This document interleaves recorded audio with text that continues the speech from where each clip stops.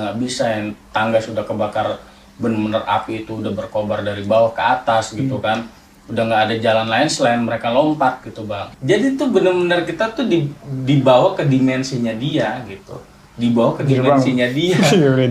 Bener, ini bukan kita rekayasa ya, memang itu benar ada.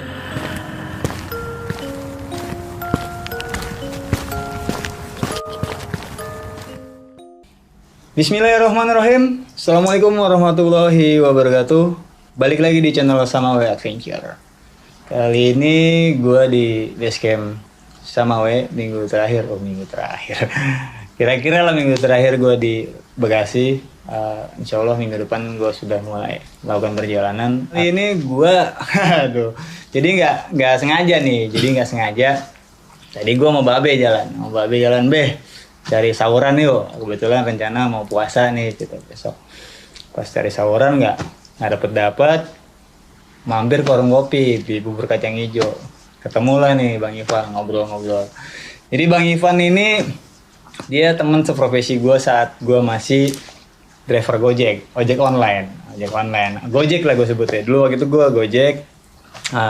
Bang, gue dulu Gojek, terus gue sempet jualan kopi. Pokoknya dari Gojek jualan kopi, akhirnya gue ngonten sambil tetap jualan kopi. Cuman sekarang fokus di ngonten, akhirnya ngonten juga gak kegeser nih bang gue. Gak kegeser sama kegiatan buat persiapan ekspedisi 30 Summit. Sama insya Allah jika direstui juga ada salah satu cerita dari Samawe Adventure yang akan diangkat menjadi film layar lebar. Ya mudah-mudahan lah teman-teman tungguin aja apa itu ceritanya, apa itu filmnya, tungguin. Oke, gue gak usah lama-lama lagi lah. Ini namanya Bang Ivan. Nanti Bang Ivan bakal ceritain tragedi tentang Mall Jogja Klender. Kalau teman-teman angkatan lama, angkatan 97, angkatan reformasi, nggak ada yang nggak tahu tuh bang. Bang. Yeah. Jogja Klender adalah sebuah tragedi yang saat itu sangat menjadi sorotan karena memakan korban sangat banyak. Dan wah pokoknya miris deh kalau dapat cerita. Gue sendiri nanti akan sharing sama lo bahwa gue juga ngalamin beberapa pengalaman setelah itu. Yeah. Cuman gue pengen tahu detail nih bang dari lo. Yeah. Nah sebelum itu juga Bang Ivan nih punya channel. Bang, namanya lo bang, channelnya bang? Media Hiburan Bekasi. Ya kebetulan masih sedikit sih. Nah sebenarnya gini Bang Samawe ya, suatu kehormatan juga ya saya ada di channelnya Bang Samawe ya. Hormat. Tadi nggak sengaja juga kita ketemu kan di warung kopi. Rezeki Allah. Iya betul. Lagi abis selesai kita order nih ceritanya nih, lagi nunggu orderan Gojek ya kan, nggak masuk nih ya kan. Akhirnya ketemu Bang Samawe ya kan, ditanya-tanya. Dan di sini juga saya sedikit ini mengkoreksi sedikit nih bang, tentang tahun tentang tahun itu kejadian 97 98 iya betul 15 Mei 98 waktu itu saya masih kelas 4 atau 5 SD. Oh iya 9. Berarti lebih tua gue ya. Iya udah tua ya bang. Nggak, saat itu kejadian kerusuhan 98 gue SMP kelas 3. Iya tadi tanah bang ya kan. 3 tahun 4 tahun lah. Yeah. Oke lanjut teman. Ya jadi gini bang, yang saya mau angkat itu sebenarnya Jogja Klender. Jadi gini, saya punya cerita, ibu saya itu memang karyawan langsung di Jogja Klender itu. Dia profesinya sebagai supervisor produksi di Jogja Klender itu sendiri. Jadi beliau itu sudah lama berkecimpung di bidang sales itu ya, di dalam Jogja Klender itu. Sehingga waktu itu dapat kabar kerusuhan tahun 98. Kerusuhan tahun 98 itu, jadi dia dapat kabar bahwasannya Jogja itu akan dibakar gitu kan, akan mengalami akan ada kerusuhan hebat lah ibaratnya di situ kan. Nah sehingga pada saat ibu saya tahu berita itu, memang kejadian itu pagi diberitahu. Tiba-tiba selang 10 menit bang, itu benar-benar kejadian gitu. Dan ibu saya benar-benar nggak tahu itu namanya api dari bawah itu, bisa dibilang waktu kebakaran itu adanya di belakang bang. Jadi di ruko belakang itu jadi ngerembet lama-lama ke atas. Ya kan, sehingga ibaratnya mungkin pada saat di situ warga sekitar Cipinang Muara itu berbondong-bondong menjarah gitu bang, menjarah isi-isi mall itu sendiri. Nah sehingga banyak korban bang di situ.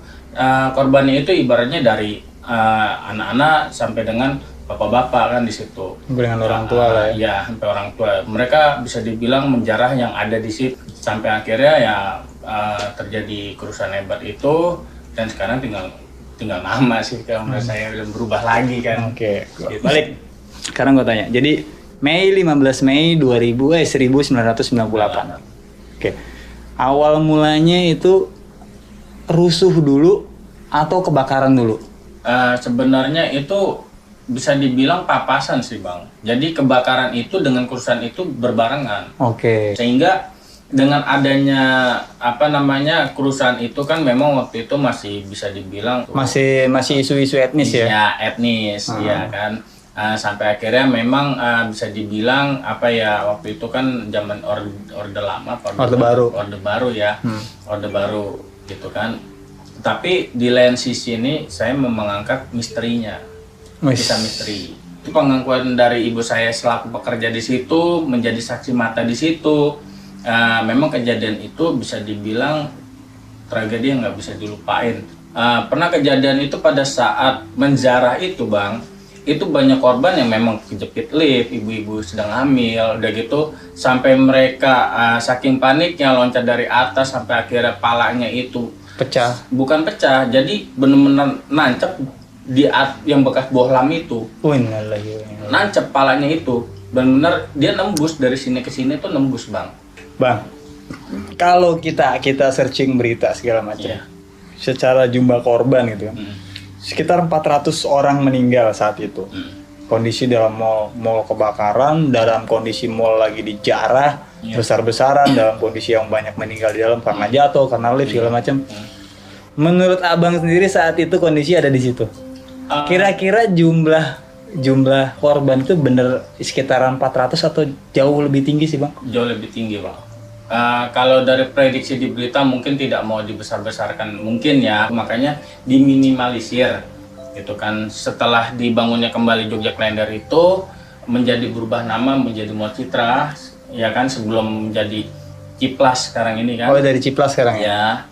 Itu memang kejadiannya berawal dari tetangga saya beli baju di dalam mall itu ya kan. Saat udah menjadi Citra. Mall Citra. Pada saat menjadi Mall Citra, dia beli belanja itu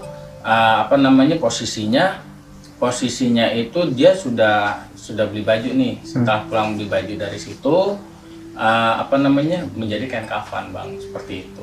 Maksudnya dia beli baju di mall? Di mall. Normal ya, standar beli baju di mall. Terus dia pulang ke rumah, dia cek ternyata baju yang dia beli adalah kain kafan. Kain kafan setelah sudah di rumah gitu kan. Dan balik lagi kan namanya orang beli baju itu kan entah ketukar entah apa, kok bisa dibelinya ini gitu. Padahal yang namanya orang umumnya kan benar-benar itu beli baju gitu kan. Dan nggak ada kain kafan dijual di mall kayaknya. Iya kan, sampai akhirnya ibaratnya kayak penjualnya juga enggak kok ini saya benar-benar kasih baju ini gitu kan. Ya sampai akhirnya dibawa ke sana juga berubah menjadi baju dan balik lagi ke rumah juga menjadi kain kafan ya itu. Itu. Sampai 3 kali balik. Tetangga rumah percis. Saya di sini mengangkat tentang mall itu terbakar ya bang. Mall itu terbakar. Jadi berawal itu saya punya cerita ibu saya waktu tragedi di situ mungkin panik, dia itu loncat dari lantai atas ke toren. Ke toren kan lumayan jaraknya lumayan tinggi ya. Ibunya Bang Ivan? Iya. Karena sudah paniknya, sudah ada yang kegencet di lift, benar-benar palanya pecah di situ, udah beramburan. Isi-isi dalam otaknya gitu kan, ibarat isi kepalanya itu udah benar berhamburan sampai matanya keluar, yang namanya orang sudah panik ya kan. Dia mau lewat lift juga nggak bisa, yang tangga sudah kebakar, benar-benar api itu udah berkobar dari bawah ke atas gitu kan. Udah nggak ada jalan lain selain mereka lompat gitu bang. Nah posisi ibu saya itu lagi di lantai atas, jadi dia loncat dari atas itu dengan ketinggian mungkin nggak terlalu tinggi, tapi kalau untuk perempuan ya lumayan tinggi gitu kan. Sampai akhirnya sampai tiba di rumah juga dengan keadaan kaki ibu saya patah. Gitu. Gitu. Jadi ibunya Mas Ivan loncat dari lantai 4 ya Mas ya? Iya. Ke toren yang posisinya ada di bawah. Yang nggak di bawah banget sih, ibaratnya berapa kaki lah dari atas dia loncat itu, jadi lumayan tinggi juga. Baru lewat bingkai atau kerangka toren ya turun akhirnya bawah. dia ibaratnya sampai dia ngerambat gitu kan, sampai bisa selamat. Alhamdulillah sih masih dikasih keselamatan sampai saat ini. Tapi kondisi kaki sudah bisa normal, Ibu? Alhamdulillah sudah bisa normal. Oke. Dan bisa dibilang itu nggak cuma 1 atau 2 kejadian itu sih yang dialami ibu saya juga. Dia setelah sudah kejadian terbakar ya, temannya ibu saya, dia itu pernah didatangi sama seorang pelanggan nih.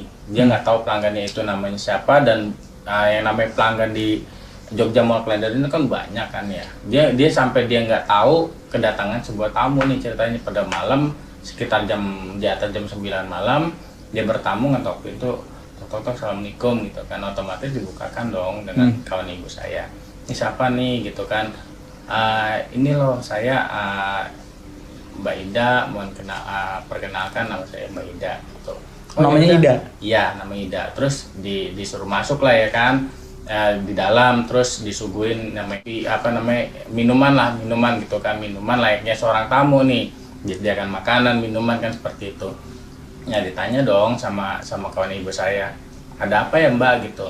Iya Mbak, saya mau datang ke sini, saya mau ngucapin terima kasih gitu kan, kemarin kan Mbak udah beliin baju saya nih ya kan, untuk anak saya gitu. Nah saya di sini mau ngasih bingkisan sekaligus saya mau ngundang nih, saya mau punya hajat gitu. Yang namanya kita nggak tahu ya, ibaratnya kalau misalkan pada saat itu kan yang dibilang sama dia kan kondisinya itu bisa dibilang masih berwujud manusia gitu ya. Jadi dia ngomongnya lah yang kayak kita aja gitu kan, ngomong, dia ngundang gitu kan. Nah pada saat singkat cerita, temen ibu saya itu datang nih kondangan, ibaratnya dia itu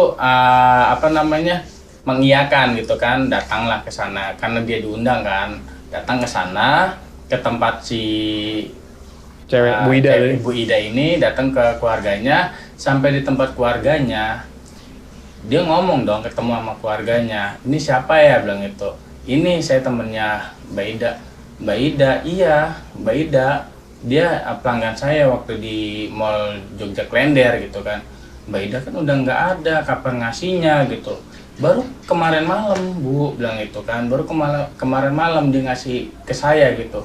Gini loh Mbak, akhirnya kan ditarik tuh kawan ibu saya kan, sini Mbak, saya mau ngomong. Ini barang ini tuh udah lama saya simpan Mbak gitu. Waktu itu memang Mbak Ida ini adalah korban dari Mall Jogja Klender itu sendiri Mbak gitu. Jadi gitu. Nah pada saat penjarahan? Iya, pada saat penjarahan itu dia pulang bawa baju gitu kan. Memang sempat telat ibunya juga kan ngelihat bahwasannya berita itu. Nah setelah dia sudah bawa, kondisinya biasa aja. Mah, ini saya baru beli baju nih dari Jogja gitu kan, cobain deh gitu kan. Otomatis dicobain dong. Akhirnya dia ke kamar mandi. Nah setelah dari kamar mandi, setelah dicobain, dia nonton berita itu Bang, berita tentang kerusuhan itu gitu kan. Nah di situ ada yang namanya daftar korban, dan di situ ada nama Bu Ida itu sendiri. Pada saat dicek di kamar mandi, ternyata nggak ada Bang. Bu Idanya itu sendiri. Dia sempat nggak percaya, lah ini yang saya pakai baju siapa gitu. Bajunya mah tetap ada dipakai. Nah itu. Dan akhirnya itu yang disimpan ya. Nah itu yang diberikan oleh kawan ibu saya, namanya Mbak Incis itu. Nah makanya dibilang kok bisa seperti ini Bu gitu. Kenapa saya harus datang? Ya mungkin untuk untuk menjelaskan bahwasannya saya adalah korban gitu. Dan mungkin dia menemui orang-orang yang pernah punya jasa sama dia, mungkin seperti itu Mbak. Karena Bu Encis itu adalah orang yang memilihkan baju untuk ibunya Bu Ida. Iya, seperti itu. Oke. Jadi bisa dibilang itu dari hasil jaran itu yang dipakai sama ibunya Bu Ida ini, dengar kabar dia sudah jadi korban, dia kan pengen bukti dong bahwasannya ah nggak mungkin orang anak saya ada di kamar mandi kan gitu. Akhirnya dia datanglah ke Jogja itu, melihat benar-benar kondisi sudah gosong bang, seperti itu. Gitu, makanya dibilang kok bisa sampai undangan ini, padahal saya nggak mencantumkan nama mbaknya loh di sini gitu, dan saya nggak kenal mbak gitu. Ibunya Bu Ida ngomong seperti itu, dan yang itu disampaikan, diceritakan ke ibu saya gitu, seperti itu. Kok bisa ada nama itu? Makanya undangan ini juga sampai sekarang juga masih ada di rumahnya Mbak di sini. Tuh. Masih disimpan, bahwasannya ini pernah almarhum si korban dari Jogja, sama Jogja ini pernah datang seperti itu. Dan memang banyak bang kejadian itu. Bahkan bisa dibilang arwah-arwah yang tidak tenang di Mall Jogja Klender ini memang sudah meneror dari warga sekitar di situ. Sampai akhirnya banyak, pokoknya kalau udah di atas jam 9 itu udah nggak ada yang berani melintas di situ. Dulu ya pas baru-baru mulai. Iya, jadi sudah sebelum terowongan yang arah mau ke Jogja tuh, mereka sudah putar balik ke arah Romangun lagi seperti itu. Karena di situ itu udah pasti diteror, entah motornya mogok, entah kendaraannya mogok, entah dia numpang di dalam, entah dia berwujud menjadi sesuatu yang menakutkan seperti itu. Seperti itu bang. Bahkan pernah kejadian juga di ibu saya tuh, itu kejadiannya sebenarnya sudah lama ya, bisa dibilang udah 3 bulan atau 4 bulan setelah kejadian kebakaran. Kejadian kebakaran itu, ibu saya datang bang. Pada saat itu kan datang ke rumah saudara saya nih, ceritanya lagi ada kunjungan lah ke rumah saudara saya di Buaran nih ceritanya. Buaran Jakarta Timur ya? Buaran Jakarta Timur. Ngajaklah saya gitu kan. Nah setelah ngajak saya, otomatis dia kan minta cariin taksi dong pulang ya kan. Nama saudara saya kan Jeki ya, bilang gini, Ki pesenin taksi lah Ki gitu kan, udah malam nih. Kan gitu kan, serem juga kan lewat Jogja kan gitu, walaupun udah lumayan lama gitu kan, serem juga gitu. Sampai akhirnya diorderin lah taksi kan, dicariin di depan kan, di depan Jalan Raya Buaran itu. Sampai akhirnya diorderin, sampailah ke tempatnya saudara saya yang namanya Jiki ini kan. Naiklah saya sama ibu saya nih, ceritanya naik taksi itu. Nah tiba-tiba kan ya namanya kita nggak punya pikiran apa-apa ya lewat Mall Jogja Klender. Itu posisinya taksi itu berhenti percis di depan mall itu bang, mogok.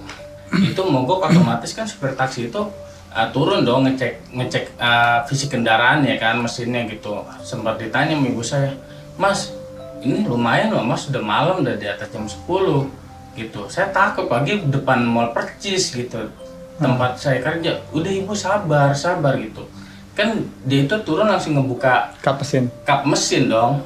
Kap mesin itu ibu saya kan yang namanya nggak tahu mesin, otomatis dengan kondisi mogok itu panas di dalam, udah yang namanya ketakutan. Saya juga masih kecil kan, masih kelas 4 atau 5 SD gitu kan, sekecil itu. Jadi posisi udah saya di samping ibu saya, ngerangkul ibu saya karena saya ketakutan kan.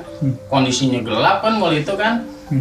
Nah tiba-tiba itu sampai ditunggu, saya sama ibu saya itu saya tunggu, kok itu supir nggak balik lagi ke dalam mobil, ada apa gitu ya. Diberanin diri lah ya kan, ibu saya turun taksi, ngeliat posisinya supir itu udah pingsan setengah jam yang lalu bang. Kondisinya udah tepar di atas aspal. Yang namanya kita kan nggak kelihatan, yang namanya kap mesin itu kan kebuka begini kan, kita nggak tahu gitu. Nah posisi itu udah tepar di atas aspal gitu kan. Depan mobil ya? Iya, di bawah mobil gitu. Lah ini kok supirnya begini, ini gimana nih gitu. Kita mau teriak juga nggak ada orang, posisi sudah malam kan, nggak ada yang melintas, motor juga nggak ada gitu. Posisinya memang sudah sepi. Karena masih mencekam bang. Udah gitu. Dan sempat kita bangunin juga nggak bangun gitu.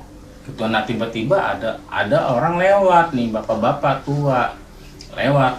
Kenapa Bu? Bilang itu. Enggak, ini supir saya, supir taksinya ini kondisinya pingsan Pak, ini kenapa? Bilang gitu kan. Ya udah tuh, akhirnya bapak itu bilang ya mungkin kelelahan gitu kan, karena kelelahan, mungkin karena dia ketakutan juga bisa Bu. Bilang itu. Ya udah, akhirnya saya dibawalah ke warung kopi dekat situ kan, ke warung kopi, diajakin ngobrol bapak itu, ngobrol-ngobrol-ngobrol, karena ketakutannya, teleponlah kawannya ibu saya kan, karena berada di belakang mall Jogja itu kan, teman kerjanya dulu gitu. Ditelepon lah, suruh datang ke situ. Nah, sambil menunggu kawan ibu saya datang, disediain lah namanya teh hangat manis kan, buat saya gitu kan, karena takut saya tuh Kenapa-napa? iya Kecil takut, ya? karena saya kan masih kecil kan waktu itu. Jadi nggak taunya si pemilik warung itu juga bekas korban juga bang, jadi korban gitu. Jadi semua orang yang di situ pun ternyata korban. Iya, pernah jadi korban di situ. Bisa taunya mereka korban apakah langsung berubah bentuk atau Dia nggak berubah bentuk, kondisinya pucat bang, kondisi pucat tapi ngobrol biasa kayak gue merinding kita sampai gitu. ke kepala ini jadi. Jadi ibaratnya kita tuh apa ya namanya, kita ngobrol nih kayak gini, kayak biasa kayak gini, nggak ada ibaratnya kita punya perasaan oh dia itu halus atau gimana, nggak ada. Tiba-tiba tuh ibaratnya pada saat teman ibu saya sudah datang, kok si bapak ini nggak datang, tapi warungnya masih kondisi warung gitu, warung kedai gitu kan, kayak terpalang pinggir jalan gitu. Iya. Gitu. Kita minum di situ, itu posisinya kata kawan ibu saya sampai dibaca syahadat bang, baca bismillah juga, baca al-fatihah juga di situ. Nggak taunya saya lagi duduk di atas trotoar bang. Warungnya nggak ada ternyata? Nggak ada warung, saya duduk di atas trotoar, saya juga lagi duduk di atas trotoar. Gitu bang. Iya, ngapain duduk di atas trotoar gitu. Enggak, orang ini warung kopi bang, itu warung orang, gua lagi ditawarin teh sama bapak-bapak, itu supir taksinya lagi pingsan, dibawalah tuh kawan ibu saya ke situ, saking nggak percayanya kan, dibawa ke depan taksi yang lagi mogok itu kan, itu supir taksinya nggak ada bang, supir taksinya nggak ada, Mobilnya? taksinya dalam keadaan nyala, mesinnya nggak mati, kapnya kebuka. Aneh kan? Coba seperti itu. Mesinnya hidup? Mesinnya hidup, nggak taunya. Jadi tuh bener-bener kita tuh dibawa ke dimensinya dia gitu. Dibawa ke dimensinya dia. Bener, ini bukan kita rekayasa ya. Memang itu benar adanya. Itu benar adanya. Bener-bener bisa dibilang pada saat itu kan, namanya saya tadi bilang itu supir taksi itu dalam kondisi geletak, pingsan. Kok tiba-tiba supir itu nggak ada? Lu duduk di trotoar, padahal itu di warung. Iya, padahal saya lagi duduk di warung, karena ibaratnya ya mungkin dia ngeliat ngapain gitu kan, lagi ngobrol sama siapa gitu kan. Tiba-tiba kan ibu saya menyadarkan saya sama ibu saya bahwasanya saya lagi duduk di trotoar. Seperti itu.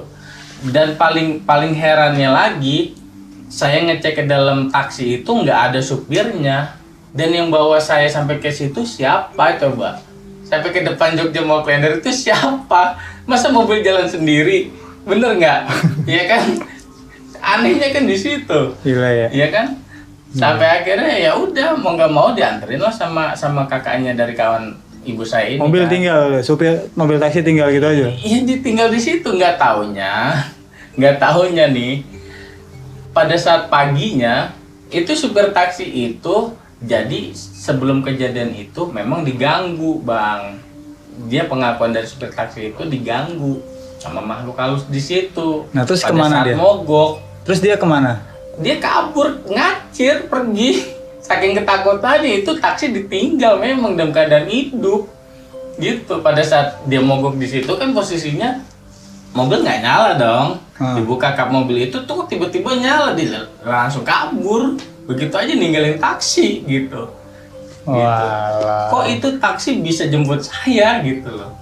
Bisa jemput saya di tempat saudara saya yang di Buaran. Ya mungkin benar kalau misalkan jemput Bang Ivan sama Ibu, mungkin bener supir taksi. Iya. Cuman terus dia yang pingsan itu siapa kan paling itu kan? Jadi menyerupai supir taksi itu bang. Jadi taksi itu dibawa sama, ya mungkin kita nggak sujon ya ibaratnya, mungkin itu taksi dibawa sama setan itu. Jadi oh sorry, berarti ternyata si supir taksi itu sudah pergi dari sebelum jemput abang sama ibu, dia sudah mogok duluan di situ. Mogok duluan di situ. Dan terus itu dia kabur. Mungkin dia melihat sosok apa gitu kan, sehingga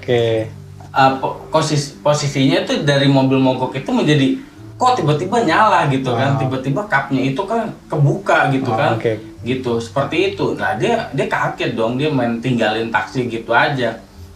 Nah yang saya herankan di sini kok kenapa saya sampai dijemput sama taksi itu gitu loh, sampai pas di depan rumah lagi, sampai bener-bener pas mogoknya di situ. Jadi ibarat itu supir taksi ngambil pagi, ngambil mobil, tapi dia bilang juga karena ditakutin terus dia lari, tapi nggak jemput Bang Ipan sama Ibu, enggak kan? Dia pengakuan dia nggak jemput, saya nggak jemput ibu ini dan saya nggak tahu, dan saya nggak pernah order ibu ini gitu. Saya tuh cuma di sini itu posisinya lagi melintas, total mogok taksi saya gitu. Nah saya ngecek ke bagian kap mobil, apakah emang air radiatornya kurang, apa ada kemacetan dari apa, kan kita nggak tahu, yang namanya yang tahu kondisinya dia kan, supir taksi itu kan. Tiba-tiba mungkin nggak sosok gede tinggi, nggak tahu apa ada sosok makhluk halus yang nenteng kepala, kita nggak tahu. Tiba akhirnya dia ngibrit gitu aja, ninggalin taksi dalam kondisi mogok gitu kan. Tapi pada saat di situ tuh kondisi nyala bang, dan nggak ada supirnya. Anehnya lagi saya duduk di atas trotoar, bukannya di kedai minuman gitu loh. Itu yang bikin saya heranin. Iya, gue denger bang cerita yang mirip-mirip kayak gitu. Cuman akhirnya maksudnya gue denger hanya dari kata teman gue gitu aja. Cuman ini yang ngalamin sih, yang ngalamin langsung gitu. Tapi ya gitu sih bang Ipan. Jadi ya cerita Jogja Klender ini tahun 98 memang benar-benar apa ya, karena korban terbanyak sih.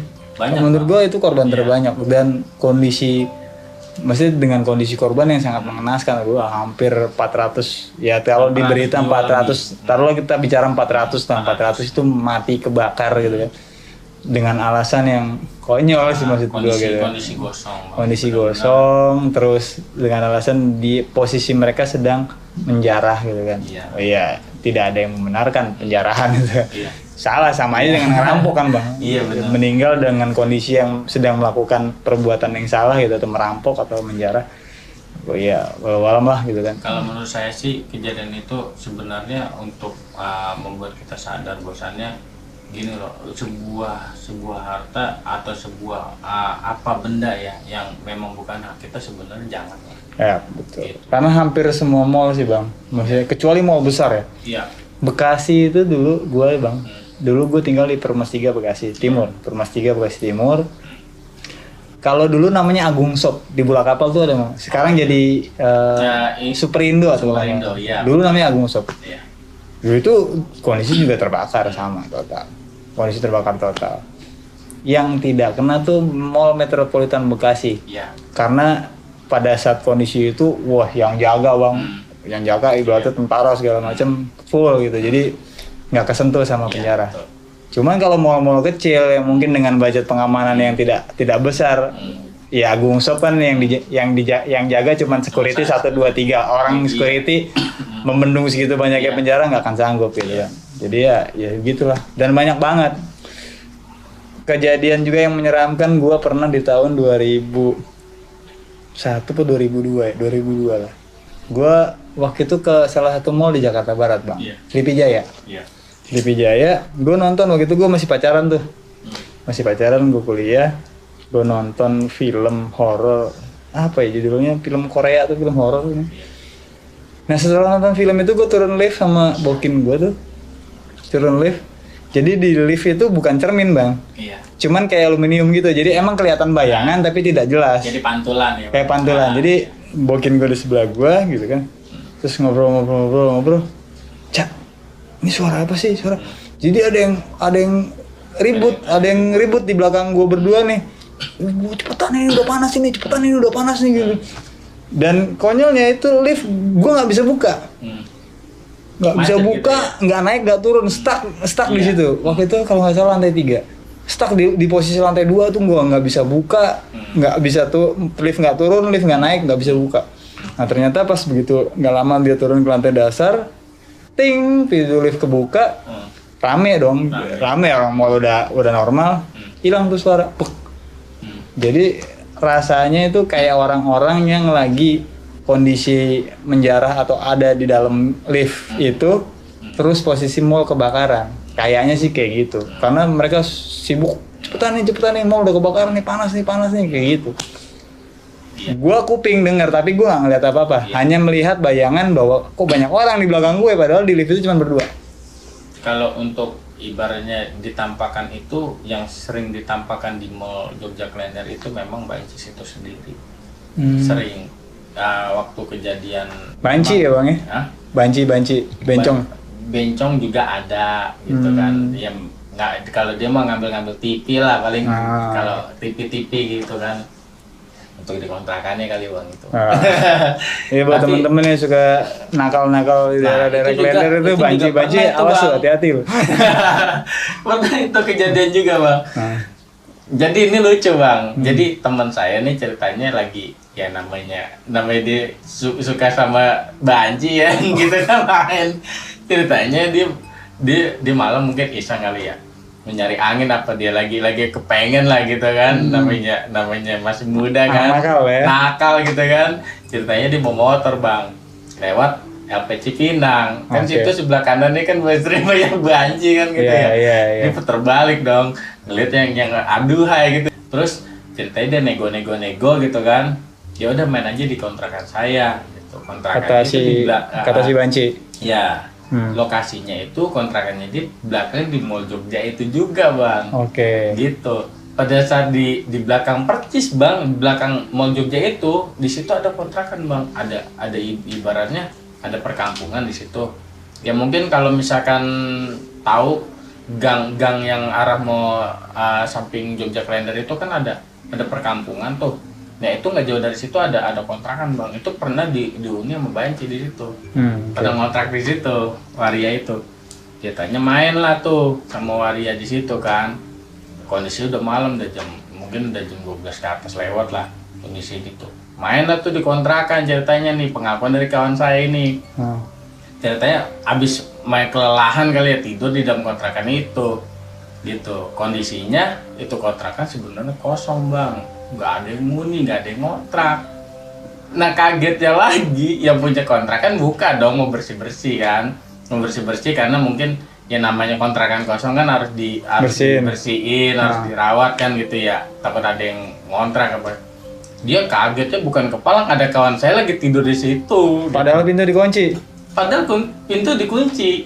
Dan pada saat dibangunin, kok kamu ada di dalam gitu? Bapak siapa gitu?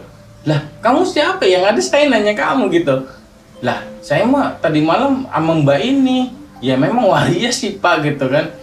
Waria? Dia mah korban kebakaran yang ada di Mall Citra, yang ada di Jogja Klender itu, dibilang gitu. Iya makanya dia sampai bengong aja. Tandanya semalam gua sama siapa? Bercinta sama siapa kan gitu. Udah bencong. Gitu, iya. Mayat, udah bencong mayat, udah bencong gitu, setan kan? Lagi kan, gitu, gitu, mas, makanya masnya nggak usah yang aneh-aneh katanya, makanya itulah mas kebawa ke sini, gitu. Memang sudah banyak mas sebenarnya dibilang itu, bahkan sebelum mas ada lagi korbannya seperti itu. Oke, gitu juga. Sama, kondisinya dia nyewa itu mbak itu bilang itu di kontrakan ini, makanya kontrakan ini tuh mas Rukiah ya itu. Udah makan banyak korban yang masuk di sini, bahkan dikunci di dalam gitu. Pada saat di situ dia tidak sadar bahwasanya dia sudah dibawa ke dimensinya dia dan akhirnya ada di situ. Waduh. Aduh, Jogja Klender. Ya gitu teman-teman. Jadi kurang lebih cerita dari Bang Ivan nih. Dalam Bang Ivan ini bercerita atas dasar apa yang dialami karena Bang Ivan memang warga sekitar Jogja Klender dan kebetulan juga ibunya Bang Ivan juga seorang surveyor ya Bang ya. Surveyor di Jogja Klender, jadi sangat tahu persis surveyor pada saat itu ya, pada saat kondisi kejadian kerusuhan. Memang pada saat kerusuhan itu bisa dibilang Mall Jogja Klender itu bisa dibilang apa ya? Mall rame tuh Bang. pada saat memang lagi rame dan itu lagi diskonnya gede-gedean. Matahari itu lagi diskonnya gede-gedean. Dan itu pun udah ngejubel orang gitu. Ngejubel orang, posisinya itu udah nggak bisa kebendung, ditambah lagi jarahan, udah desek-desekan, panas, udah gitu kondisinya sudah berlebih, sudah over kapasitas kan gitu. Dan di situ juga sudah api udah berkobar, udah nggak, orang udah kejebak dong, yang namanya udah api udah menjalar ke atas kan gitu, udah membakar sisi-sisi dinding mall itu kan. Jadi ibaratnya mau lewat mana kalau bukan loncat gitu. Seperti itu. Dan bahkan sudah bisa dibilang orang yang sudah bolak-balik bawa mungkin karena memang ibaratnya dia haus akan seperti itu, sehingga nggak sadar pada saat dia ngejar itu mungkin sudah bisa dibilang barangnya bagus-bagus, barang mewah, juta-jutaan. Mungkin pikir dia dengan menjarah di situ, bawa ke rumah, dikumpulin itu bisa dijual lagi. Ternyata nyawanya dia malah yang kejual. Ditukar ya? Ditukar dengan barang yang diambil. Aduh, ya teman-teman. Jadi ini satu, mungkin kalau anak milenial sekarang Bang yang lahir di atas tahun 2000 ke atas nggak tahu nih kondisi ini, taunya hanya dari berita sekarang. Tapi memang ini adalah sebuah kisah atau sebuah tragedi yang sangat memilukan buat Indonesia gitu kan, karena banyak sekali korban penjarahan. Dalam artian aktivitas penjarahan itu semuanya menjadi korban Bang. Pengusaha, si penjara itu sendiri, bahkan kita yang tidak menjarah pun menjadi korban. Karena apa? Setelah aktivitas penjarahan tersebut, itu selama beberapa bulan ke belakangnya, semua barang mahal. Menjadi naik ya Bang ya? Wah, barang pada naik. Mending naik doang Bang kalau barangnya ada. Ini mah udah barang naik, harga naik, barangnya nggak ada. Kayak krisis moneter ya Bang? Ya kan jatuhnya krisis moneter. Langsung krisis moneter gitu kan. Itulah yang dibilang krisis. Langsung krisis moneter. Jadi jangan sampailah kejadian hal-hal kayak gitu lagi. Ingat, jadi kalau emang bukan hak kita atau bukan barang kita, jangan diambil lah. Ibaratnya lebih baik kita sayang keluarga aja dibanding ibaratnya misalkan ada mall yang memang notabene lagi dijarah, kita jangan ikut deh. Kalau bisa ingetin deh yang lain, berhenti, jangan, itu bukan hak lo gitu kan. Siapa tahu aja memang bisa jadi itu menjadi tumbal selanjutnya gitu kan, atau misalnya menjadi korban selanjutnya. Lebih baik kita bisa dibilang waspada ya Bang. Terhadap diri sendiri, kita protek lah terhadap diri sendiri ataupun rekan kita atau saudara kita gitu kan. Jangan sampai dia menjadi korban selanjutnya seperti Mall Jogja Klender ini. Gitu. Oke. Ya teman-teman, apapun jadi obrolan santai gue sama Bang Ivan ini, semoga bisa memberikan edukasi lah, atau memberikan sisi ternyata gitu ya Bang. Pokoknya itu aja dari gue sama Bang Ivan malam ini. Semoga bisa menghibur teman-teman semuanya dan bisa flashback lagi, ternyata tahun 98 punya cerita yang kelam. Itu aja. Jangan lupa juga buat teman-teman yang belum subscribe channel Samuel Adventure, silakan juga kalian subscribe channel Samuel Adventure dan share juga video-videonya Samuel Adventure jika kalian berkenan. Silakan juga tulis kolom komentar kalian jika kalian ada pertanyaan atau apapun. Dan jangan juga lupa, Bang Ivan ini ada channel juga, apa Bang namanya Bang? Media Hiburan Bekasi. Media Hiburan Bekasi.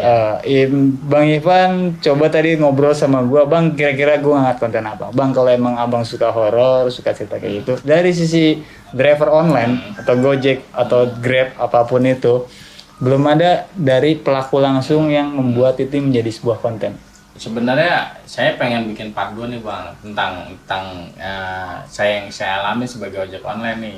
Siap. Pokoknya itu nanti gua akan angkat cerita Bang Ivan langsung di channel gua atau nanti di channel abang sendiri, itu bisa. Pokoknya yang penting yang tolong subscribe juga channelnya Bang Ivan gitu ya. Buat support teman-teman.